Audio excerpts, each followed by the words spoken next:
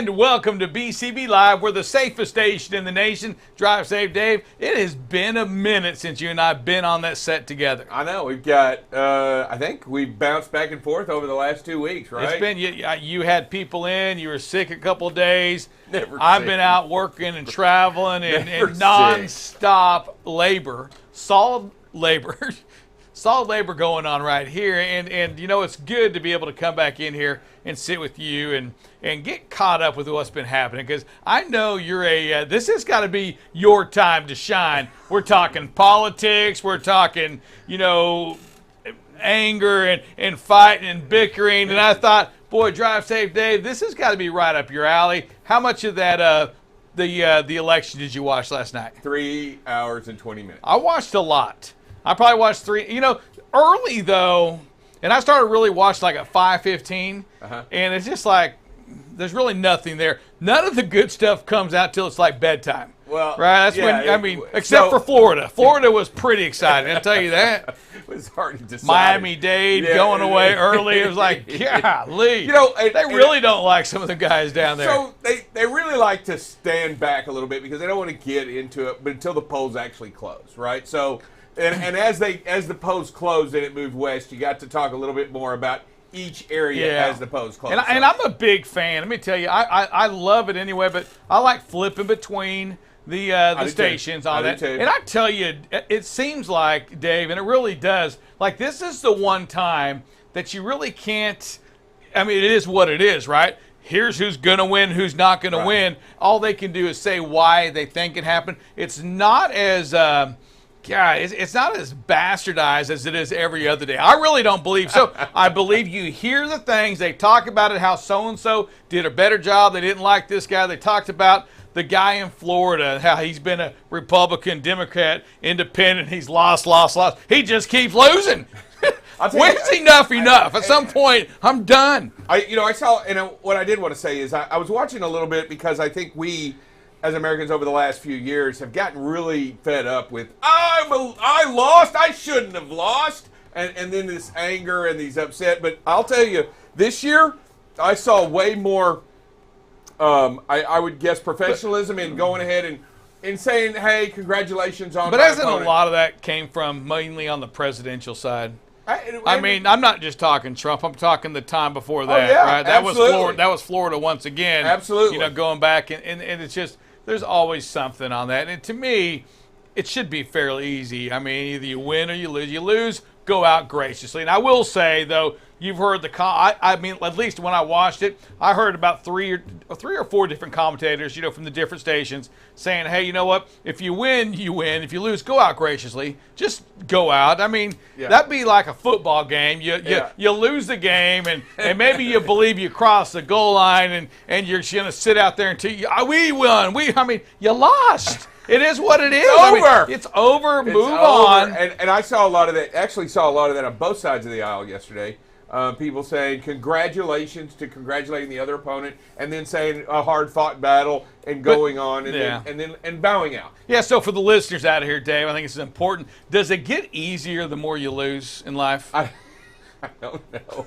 I don't know if it's ever easy to lose. I think it always has its sting, but you know, What is it inside you? What did you like the most about yesterday? Honestly, what excited you the most? What drew you in the most?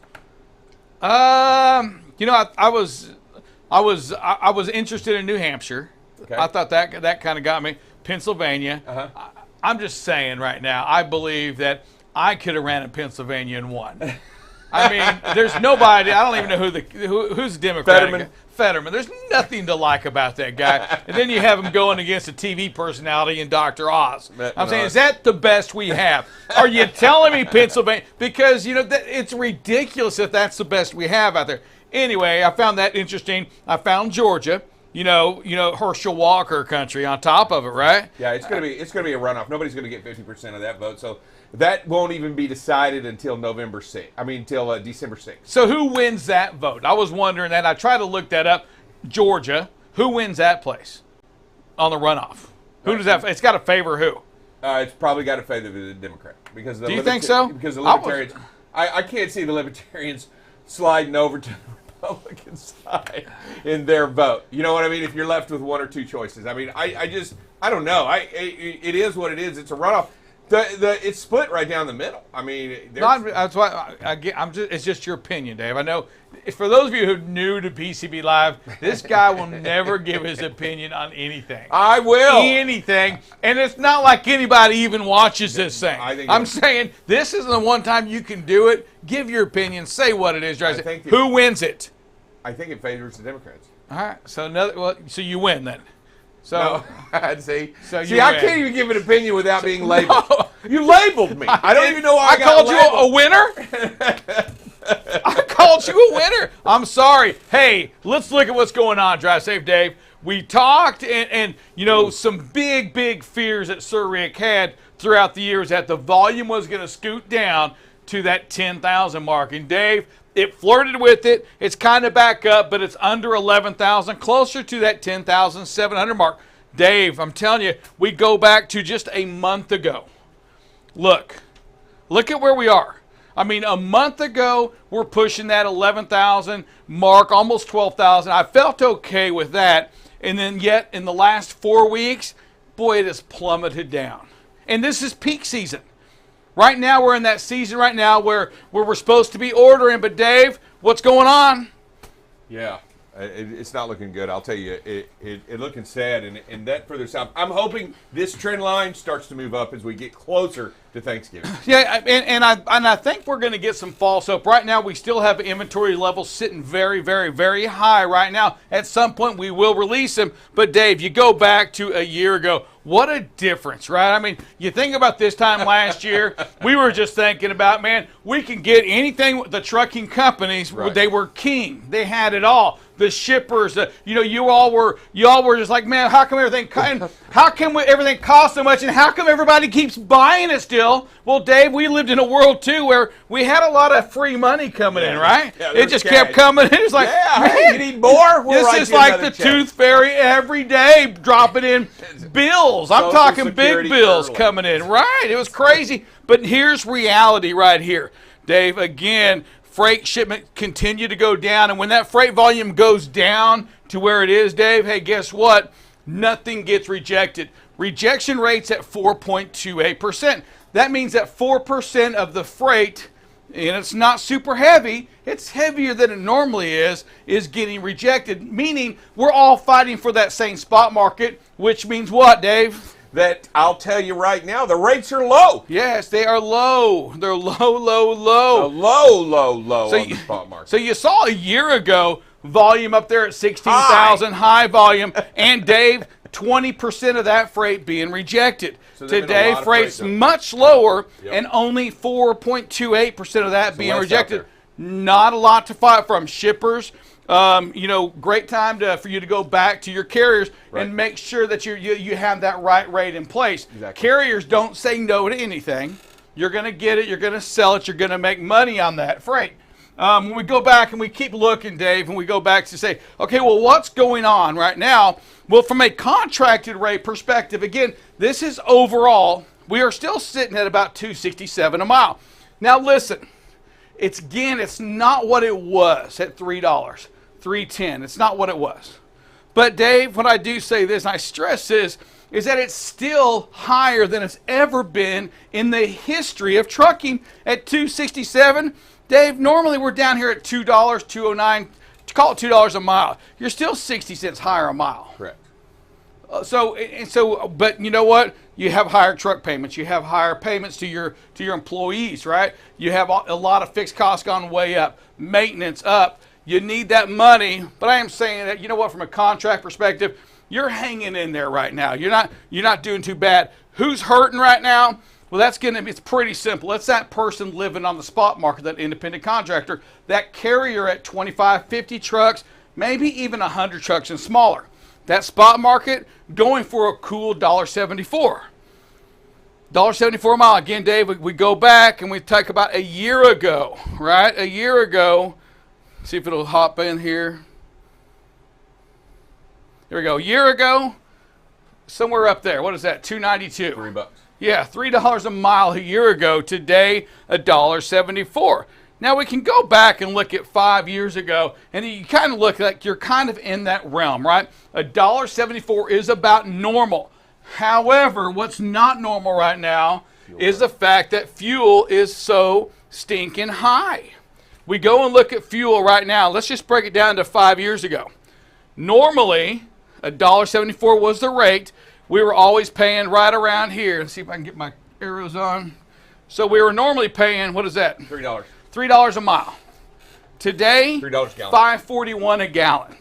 Normally that $1.74, it is what it is. That's what you're making. So the rates haven't changed much, but your cost has, because instead of paying $3, you're paying $5.47 a gallon in general, right? Just the national average. Yep. It makes it hard for you, the too. independent contractor, to make it. Yeah, absolutely. It definitely makes it high. It makes it tough to survive and compete with those with the contract, right? The asset-based companies, the larger trucking companies, they're continuing to buy up people right now. We've seen more acquisitions in this last quarter than I can think we've seen in a while. Hell, there was 3 on Monday. Yep. 3 large acquisitions on Monday alone. So, just know that's the market that we're in right now. I believe we'll see the larger companies getting a little bigger, the smaller companies selling out, going out of business, whatever you want to say. They're going to struggle through this market. Not a good, friendly market for them. Drive safe. I know we have Adib coming up next. We do. And we're going to talk a little Canada. Drive safe. You good with that? Are we going to talk? We're going to talk Canada. All right, let's talk Canada. We'll talk other stuff next as well on BCB Live, the safest station in the nation. You're watching BCB Live, the safest station in the nation.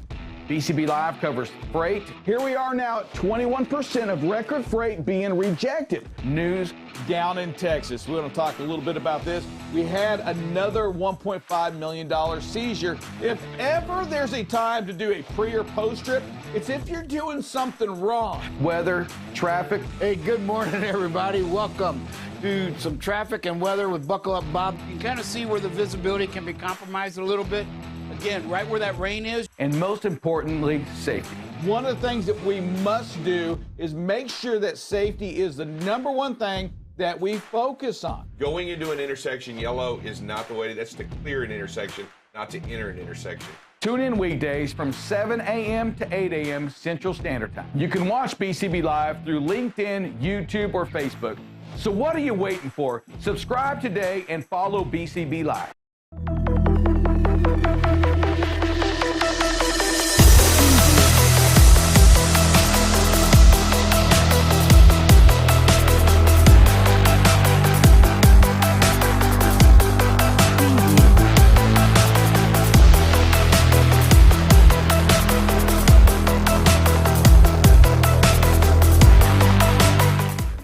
And Drive Safe Day, we have Amadik preparing for launch in 5, 4, 3, 2, 1, launch! Hey, that's what I saw the ladies who launched, and I said, you know what, we got to get like a rocket on this thing here. We got a little NASA action going on. Producer, can we work on that? Let's get NASA doesn't Bezos have his own? I mean, unless you got enough money, you can buy your own rocket ship, I guess. Oh, but Drive Safe, who do we have with us today? We have Amandeep Bisla over there with Amandeep Bisla Consulting. Good morning, and how are you doing? I'm doing great. How are you all doing? Well, we're doing well. We're doing well. Can I answer for you? Yeah. Okay, go ahead. He does anyway. I'll answer for him. We're doing well. One of us is doing way better than the other. But you know what? We're here with you, though, to learn a little bit about what it is, what goes on in your day-to-day life. Yeah, absolutely. Good morning or good afternoon, everyone. My name is Amandeep Bisla, health, safety, environment consultant with a background in trucking. So I'm actually third-generation trucker. I've been in the trucking community all my life, ever since I was just a baby, actually. So yeah, trucking definitely has my heart for sure. So when you say you're health, safety, and environment consultant, I'm just curious, kind of break us down exactly what that means. Yeah, so I started off, so a bit about my background. My dad does have a trucking company here in Vancouver, BC, Canada. So for you Americans that may not necessarily know where Vancouver is, it's just above Seattle. And so I grew up in trucking all my life. I was helping my dad out when it came to anything that was related to safety. So dealing with the DOT CVSE, which is up here, so that they govern and regulate the roads and the roadways here in Canada. And so basically dealing with everything from like pre-trip inspections, making sure that the trucks are working fine, making sure that the operators are safe and healthy, looking at hazard assessments. So anything in that realm, safety procedures as well. And so growing up with that knowledge and kind of learning it as I went, I ended up in Alberta. So I was running heavy equipment out there. And then that's when I got into health and safety. So what I would do is I would look at safety management systems within organizations, help them with their safety procedures, practices, anything to do with risk and hazard assessments as well. Whatever the day-to-day operations were, making sure that everybody was abiding by the safety program or the safety manual that they had in place, and whether it was a specific construction site or different projects as well. Amandeep, so I know you have that little checklist of what we go off, but we go off script here all the time. So just kind of getting you ready for this. All right, so I hear you, and as somebody who who consultants come and try to talk to, I hear it, and I hear one thing. I got to write a check out. How do you really prove out your measurement you're going to be successful? What's your key to make sure that that company that you're going to consult with gets value out of what you do? Yeah, definitely. So I always say produce, but produce safely. And so with health and safety, a lot of times companies look at, when it comes to safety, they look at it as an overhead or a cost center. And essentially, we are, unless you know otherwise, meaning that there are certain KPIs and certain deliverables, such as like incident rates. And in the safety world, we refer to it as TRIFs and RIFs, meaning that, hey, how many incidents are there? How many near misses? How many days did you work safely? How do we reduce that? Because we all know that if there's an incident that happens on site, there's so many other variables. So first off, you need to make sure that you're keeping your company healthy in the sense that you're looking after your workers, making sure that they're working in a safe environment. You've made it as safe as possible. Looking at equipment as well. So anytime there's an incident, something goes down, your worker gets injured, that's not good for production. From a safety standpoint as well, you need to make sure that everything's up to par and standards as well. How many of the business calls that you get today are out of, it's like, hey, it's too late, we got to have you come in now, as opposed to proactively bringing you in, and what's the different challenges in going and trying to fix somebody versus trying to make sure somebody has the right practices in place? Yeah, absolutely. Most of my calls that I get, so there's proactive, and then an incident happens, and then there's reactive. So a lot of the calls I get, unfortunately, they are a reaction to an incident happening or the regulators coming in and stopping production.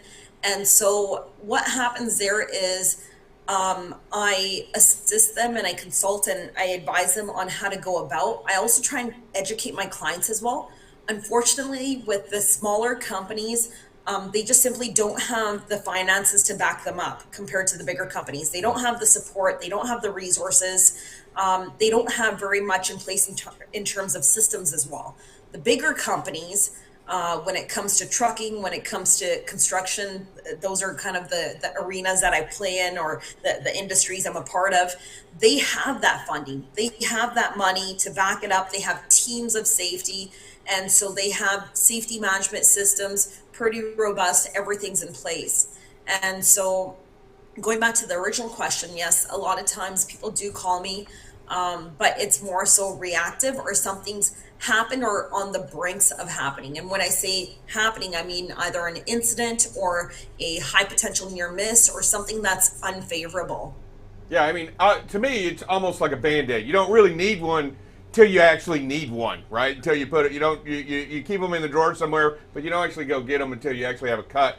But I guess my question is, and I saw this and I wanted to ask, I didn't want to follow, I know Rick wants me to follow along the same lines, but in your job and in your experience, it says that you've worked with heavy machinery as well. Is that correct? Yeah, that is. So I've been around dump trucks, so tandems and ponies and pups. And then when I was working in Alberta, I was running a lot of the equipment up there. So mostly trucks and dozers. And definitely like being in a system, being in working for an outfit, and I've worked for both big and small, looking at it from like my safety lens, you can change a piece of paper, that's fine. But to change a workplace culture, it takes time. Because what happens is you have individuals and you can have a system in place. You can have something called behavior-based safety. But until you change the overall culture, if you're in dire straits or if you have an outfit where it's unsafe, everything comes from the top down, meaning that you need to have buy-in from leadership, from management, and again, just the way they look at things. And you can tell if somebody's got alternative motives, or if they're not, they're doing it for the right reasons. So a lot of times people are like, it's all about the money, we just need to produce and we need to keep going. And again, I always say produce, but produce safely. Make sure that you're taking care of your people. Make sure that you're taking care of all your groups and workers, because in turn they'll take care of you. You find that resistance to these ideas, do you find it more so on the top, in the middle management, or on the bottom? Where do you find a lot of these changing ideas and values most resistant? I would say it depends. It goes company to company and corporate culture to corporate culture. I've dealt with companies where they've had buy-in from the top, but then by the time it trickles down to the field level workers, those values are somehow missed, or they just haven't come down. And I've had the opposite, where there's been stellar teams out in the field, and they're working away, they're making sure that they're staying safe, even if there's not a system or a program in place. And a lot of times there may be a disconnect between leadership and management and the bottom line workers as well. You got to find that. You have to find that person with passion, right? I mean, you got to find those people with the passion and safety to really make a difference. It seems like it doesn't matter what level it is. From what it sounds like, you can be out in the field, middle management, or even upper management. You just got to find that individual that looks for it and desires it. Absolutely. And I've also I've worked with construction companies out here in Vancouver, residential, where they want to do the right thing, but they just don't know what that right thing is, meaning that they don't have very much education or knowledge.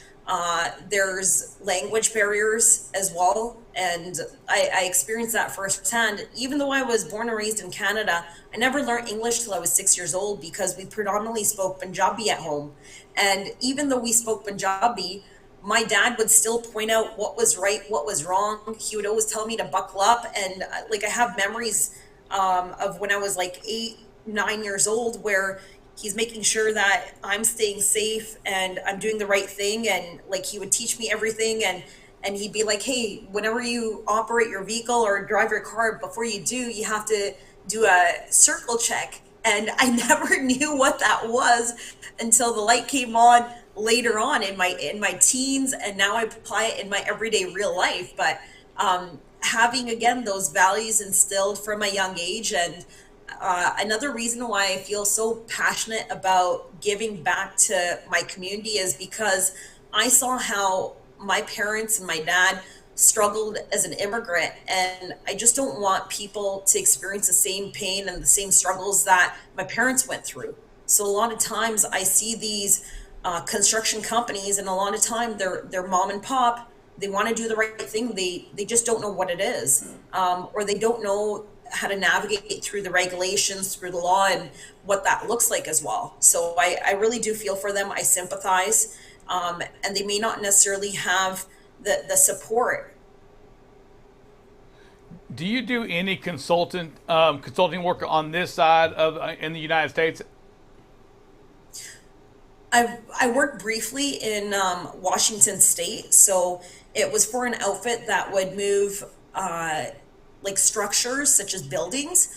But I would say that that was at a very high level, and it was health and safety. So my experience, it spans to predominantly the province of British Columbia and as well as the province in Alberta. When I was in Alberta, I worked oil and gas industry. So I worked at open pit mines, SAGD sites, pipeline as well.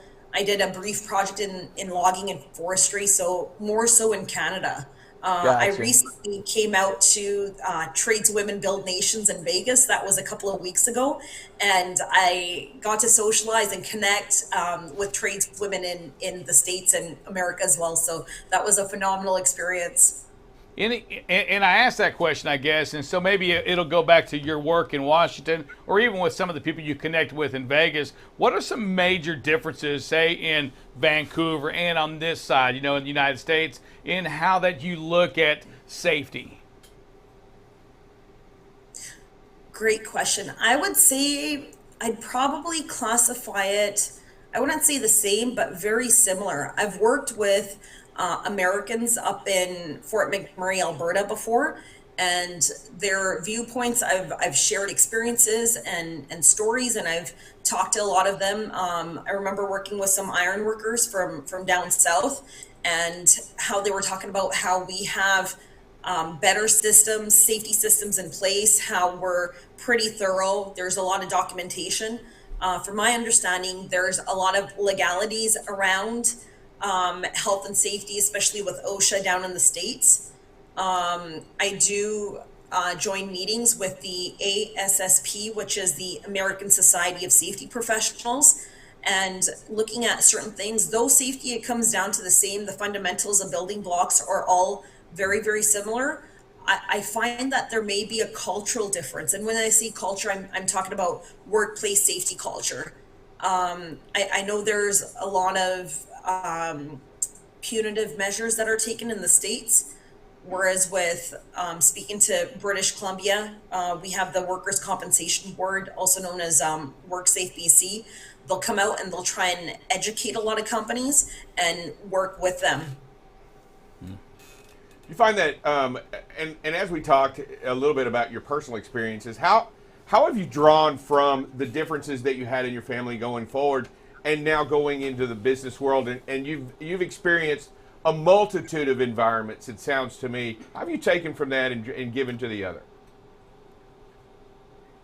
Yeah, growing up in trucking, so I come from, my background is my heritage or my ethnicity. I'm South Asian, East Indian. So growing up in that environment, my dad joined the Teamsters at a young age back in, I believe it was the 1970s, 1980s. So having all of that to where I'm at now, I definitely have a wide variety of experience. And it's definitely shaped and molded me. So having those cultures in place, trying to be informed and educated. My dad dropped out of grade 10 and then he immigrated from India to Canada. And so along with him, he brought both my parents brought their values, their beliefs, their traditions. So living in two worlds, like having a foot in both, it definitely shaped me in terms of my profession, my career as well. And just educating myself and making sure I stayed on top of it, and having the schooling in place and speaking to people as well and being informed, broadening my experience, working for my dad's trucking company, for the family, and then going out. So I started working temp jobs when I was probably about 16, 17, I would say. And just having that exposure overall as well. Well, I do appreciate it. You're definitely an inspiration and a success story, to say the least, especially when it comes to safety. We want to thank you for coming out today. We're running out of time, but before you go, we always like to ask our guests to state their name, who they're with, and that you're watching BCB Live, the safest station in the nation. Can you do that? Absolutely. My name is Amandeep Bisla. I'm a health, safety, and environment consultant with Amandeep Bisla Consulting Limited. I'm watching BCB Live, the safest station in the nation. All right. Thank you so much for joining us. Be safe and make a difference today. I know you will, but I'm going to encourage you anyway. Thank you for all that you do. Thank you so much. Thanks for having me, guys. All right. Thank you very much. All right. Bye. Drive safe. Dave coming up next, sitting in the waiting area. They're finishing up with his makeup. He's almost ready to come. It's our own Double Check Dale coming up next on BCB Live.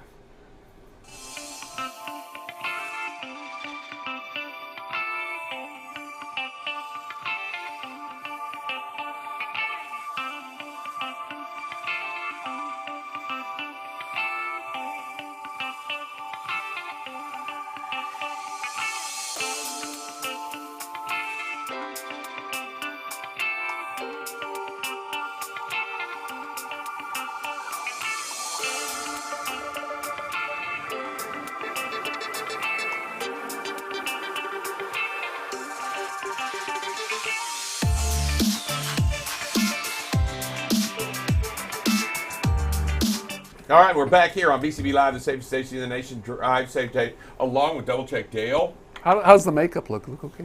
They need more. And what you got going? What is the safety topic? I know we've been talking a little bit about ATRI all week. Are we still on ATRI? We are still on ATRI, and today we're talking about one of the analysis tools is called Stepwise Logistics Regression Chart. It's a mouthful, but basically what it does, it uses potential and explainable variables to predict a binary outcome. The binary outcome is the report, is whether or not the driver is involved in a crash or not. So, I mean, it's a lot of different steps. It takes a lot of information. It breaks it down, looks at all the different variables, and then just puts it in the buckets and says, hey, here's what's predicted to happen and with what percentage increase. Is that like a wheel you spin really quick and wherever it stops, that's where it's at? It kind of sounded that way, but it's really not. There's a lot of science and a lot of math. Is there? There's a lot. Is there? A lot, yes. Yes, you there can't is. just look at somebody and already know.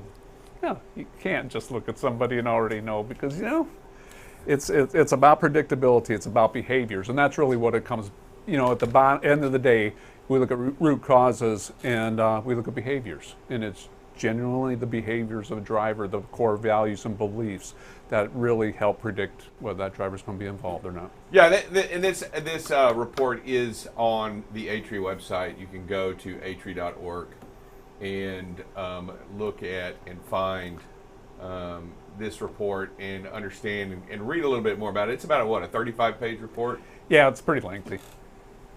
You'll enjoy the reading. I'm telling you, it's worth every page. Go sit out by the pool, glass of lemonade, because I'm telling you what, it is riveting. Okay. All right, let's watch some videos. Let's look at a few videos today. You know what? I just don't like this one at all. We have no out. We got heavy traffic. It's nighttime. We're too close. The only good thing I could say is we're probably not over the speed limit on this one.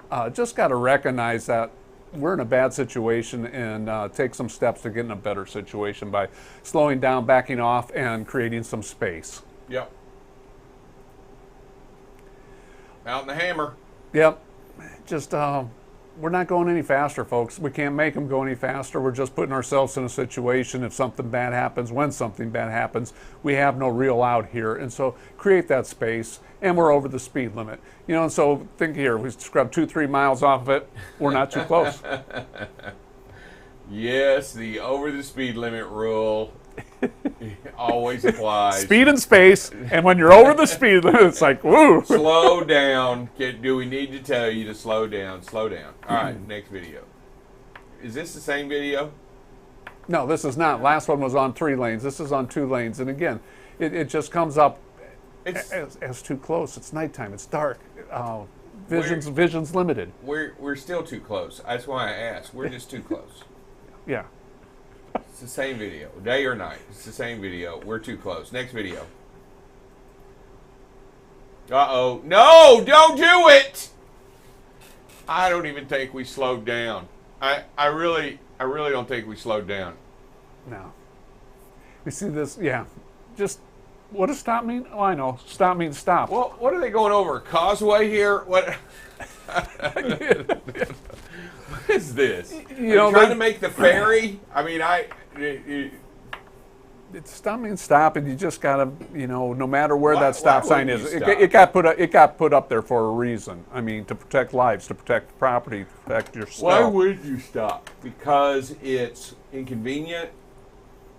Because it takes too long? I don't know. Well, I'm asking you, safety guy, why would you not stop? Why would you I would stop. But if you, after you review the video and you watch it, what is going to, do you ever ask yourself, well, why did that person not stop? The root cause is because it doesn't believe that stop sign is there for a good reason, because it's private, looks like it's on private property. It's night, so that I could see lights from other vehicles, and I'm in a hurry. Okay, go back to that video. Hold on a second. You don't know, you don't have the video. We just watched it. This one right here. Yeah. Okay. Would somebody ask me how fast we're going? Would somebody tell me? 9. Okay, are we in a hurry? Yeah. We're We are in a hurry, because if Are we're we? not in a hurry, we're going to stop. Are we in a hurry at 9 miles an hour? Because you know how long it takes if I stop and then I got to get back up to 9 miles an hour. We're in a hurry. We don't want to take the time that we think we're going to lose a lot of time at 9 miles an hour and stop and then reset. I mean, are you gonna? I mean, is that if we were running side by side with a person going 9 miles an hour and I stopped and then proceeded, I wouldn't see the person in the distance? Is that what you're saying? They'd be out of sight by that time, man. It's just like, whoa, where'd they go? Well, I don't even know if the trailer would have completely passed the truck. Well, then drive safe.